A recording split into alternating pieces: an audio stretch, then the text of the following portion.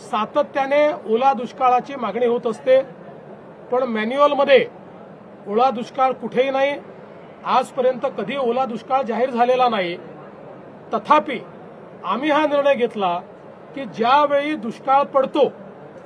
त्यावेळी ज्या ज्या उपाययोजना आणि सवलती आपण देतो त्या सगळ्या सवलती आता यालाही म्हणजे दुष्काळ त्याला टंचाई म्हणतो आपण, तशाच प्रकारची दुष्काळी टंचाई पडली आहे असं समजून त्या सगळ्या सवलती याही वेळी लागू करण्याचा निर्णय हा राज्याच्या मंत्रिमंडळाने घेतलेला आहे। त्यामुळे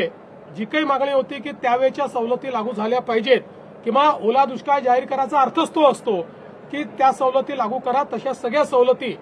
या लागू करण्याचा निर्णय हा राज्याच्या मंत्रिमंडळाने घेतलेला आहे। मी आज यापेक्षा अधिक सांगणार नाही, कारण आता ही सगळी नुकसानाची आकडेवारी जमा होते, ती पूर्ण जमा पुढच्या 2-3-4 दिवसात होईल आणि जसं मी सांगितलं लवकरात लवकर, पण कुठल्याही परिस्थितीत पुढच्या आठवड्याच्या आत आपल्याला या संदर्भातली जी काही